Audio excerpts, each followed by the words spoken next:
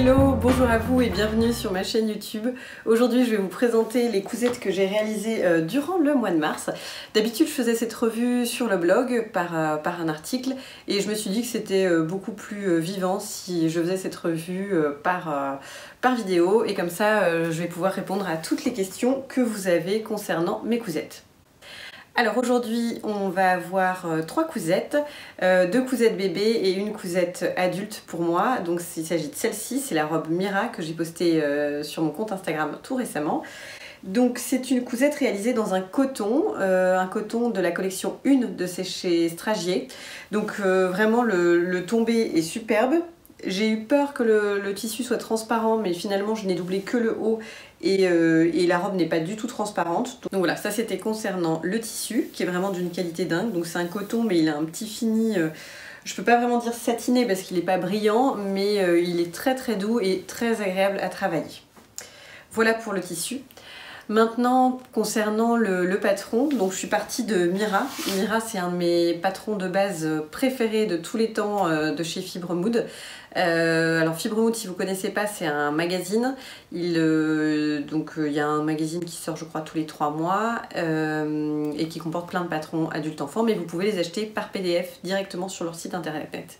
Alors Mira, c'est une robe avec 3 basques. Normalement qui est ras du cou ici et avec une petite goutte dans le dos. C'est un patron très très basique et je le trouve parfait pour faire parler toutes ces idées et envies couture.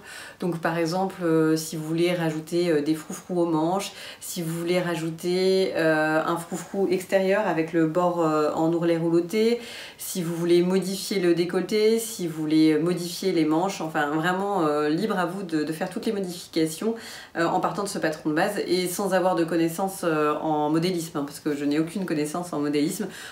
Voilà, par exemple pour les manches de celle-ci, j'ai rajouté un petit effet froufrou, un petit effet froncé, bouffant. Donc ce que j'ai fait, c'est que j'ai pris le patron de la manche et j'ai agrandi au niveau de la tête de manche. Je me suis dit si c'est moche, donc j'ai fait les 2 manches identiques en marquant le début et la fin de là où je souhaitais froncer. L'avantage c'est qu'on peut répartir les fronces très facilement avec l'embut de manche. Et je me suis dit, bah, si c'est moche, c'est pas grave, hein, j'enlèverai les manches et puis je ferai des manches classiques. C'est pas un énorme gâchis de tissu que d'essayer 2 manches comme ça. Et puis une fois que vous prendrez de l'assurance, vous pourrez petit à petit faire des modifications un peu plus compliquées. Donc voilà, pour en revenir à Mira, à cette version de Mira, les modifications que j'ai effectuées, c'est fronçage au niveau de la tête de manche. Donc comme je vous disais, j'ai pris ma manche, j'ai agrandi au niveau de la tête de manche en faisant les 2 manches identiques. J'ai noté un début et une fin de fronçage. J'ai passé des fils de fronce, j'ai froncé et puis j'ai réparti l'embut sur l'ensemble de mon emmanchure. Voilà, ça donne cet effet-là. Et puis deuxième modification pour cette Mira, c'est le décolleté en V. Normalement, je vous disais, c'est un décolleté en rond avec une petite batte de boutonnage derrière. Comme là, je voulais un décolleté en V, j'ai pris une robe qui me plaisait bien dans ma garde-robe, que j'ai recopié en fait au niveau du décolleté. Je l'ai plié en 2 à l'endroit où j'allais plier ma pièce devant et puis j'ai réalisé ce décolleté. Donc pareil, j'ai réalisé la parmenture de la même façon, bien évidemment, enfin la parmenture, la doublure intérieure. Alors, première cousette enfant dont je voulais vous parler, c'est celle sur laquelle j'ai eu beaucoup de questions sur Instagram. Il s'agit de ce petit béguin tout mignon, lapin. Donc c'est une idée que j'avais en tête depuis bien longtemps. J'avais envie de lui en acheter un, mais l'achat n'avait pas été validé par Mister O. Donc je me suis dit, si j'en couve un, au moins, même si c'est pas très réussi, c'est pas grave, je ne lui mettrai guère. Et puis de toute façon, c'est un peu pour rigoler, c'est pas le genre de choses qu'il va porter tous les jours. Donc je voulais pas investir énormément d'argent ni de temps dans cette réalisation puisque je savais que c'était plus pour rigoler qu'autre chose.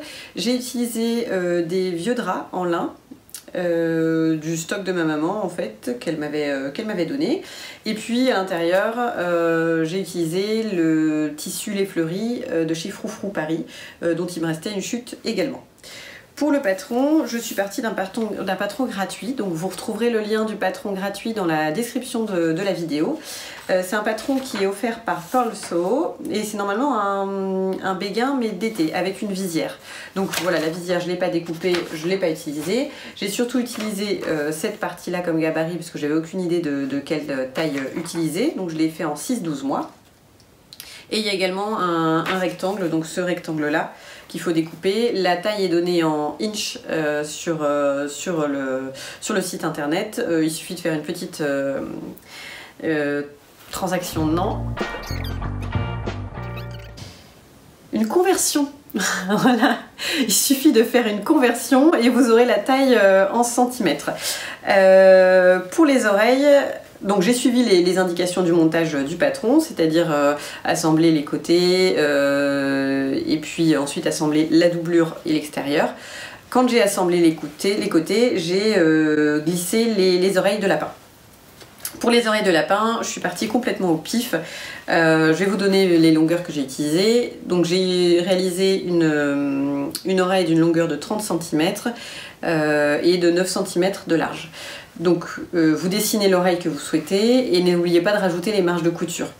Vous assemblez ensuite endroit contre endroit la doublure, enfin le tissu que vous souhaitez pour l'intérieur et l'extérieur. Et puis vous retournez l'oreille. Une fois que vous avez retourné l'oreille, vous la pliez en deux et vous venez l'insérer au niveau des coutures côté et dessus.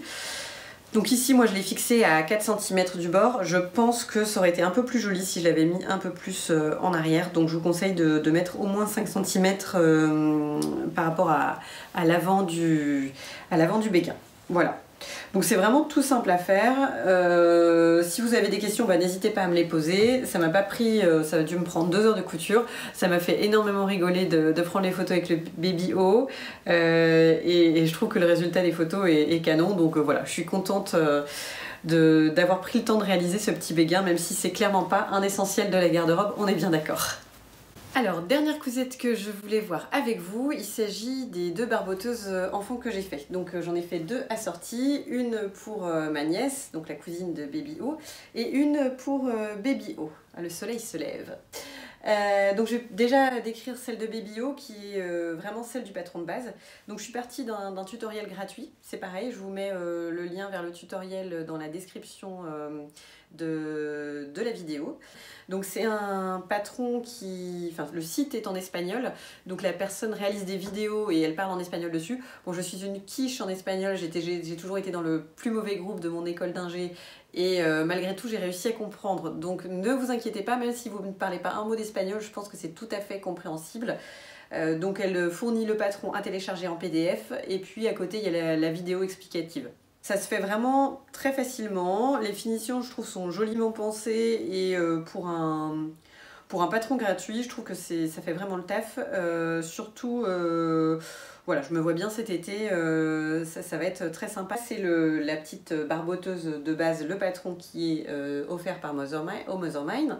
Et puis pour sa cousine, je me suis amusée un peu plus, parce que c'est vrai qu'on peut s'amuser un peu plus, je trouve, en couture pour les filles.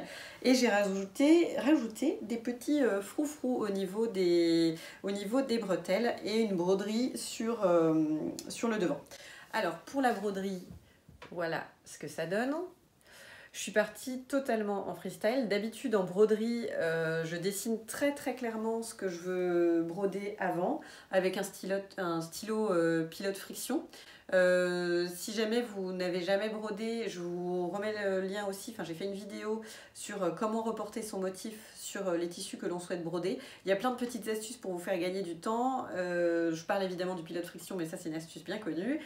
Donc voilà, si vous n'avez pas l'habitude de trop broder, je vous conseille de vraiment définir avant ce que vous souhaitez broder. Donc c'est cool pour s'occuper en ce moment avec le confinement, il suffit juste d'un fil à broder et d'une aiguille.